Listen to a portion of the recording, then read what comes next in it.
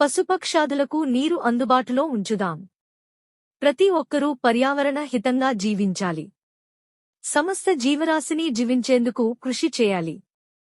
శీతోష్ణస్థితి వేడెక్కకుండా కృషి చేయాలి.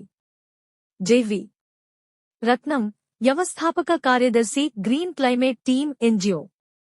పశుపక్షాదులకు నీరు అందుబాటులో ఉంచుదాం అని గ్రీన్ క్లైమేట్ టీమ్, ఎన్జిఓ వ్యవస్థాపక కార్యదర్శి జెవి రత్నం పిలుపునిచ్చారు. ఆదివారం సాయంత్రం మురళీనగర్లో మానవసేవే మాధవసేవ అసోసియేషన్ అధ్యక్షులు వరప్రసాద రావు ఆధ్వర్యంలో పశుపక్షాదులకు నీరు, ఆహారం అందుబాటులో ఉంచేందుకు వందలాది పాత్రలు పంపిణీ చేశారు. అనంతరం జరిగిన కార్యక్రమంలో ఆయన మాట్లాడుతూ ప్రతి ఒక్కరూ పర్యావరణ హితంగా జీవించాలని కోరారు. సమస్త జీవరాశిని జీవించేందుకు కృషి చేయాలి అని వివరించారు. శీతోష్ణస్థితి వేడెక్కకుండా కృషి చేయాలి అని పిలుపునిచ్చారు.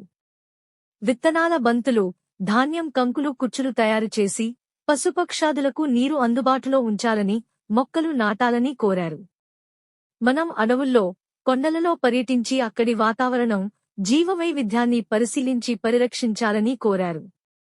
విత్తనాల బంతులతో సామాజిక వనాలు పెంచుదాం అన్నారు. సిఫా ట్రస్ట్ సిఓ డాక్టర్ శశప్రభ మాట్లాడుతూ మనం పీల్చే గాలిలో 2 శ్వాసల్లో ఆక్సిజన్ లేకుంటే మృత్యువాత పెడతామని వివరించారు. పశుపక్షాదులకు నీరు అందుబాటులో ఉంచుదాం అన్నారు.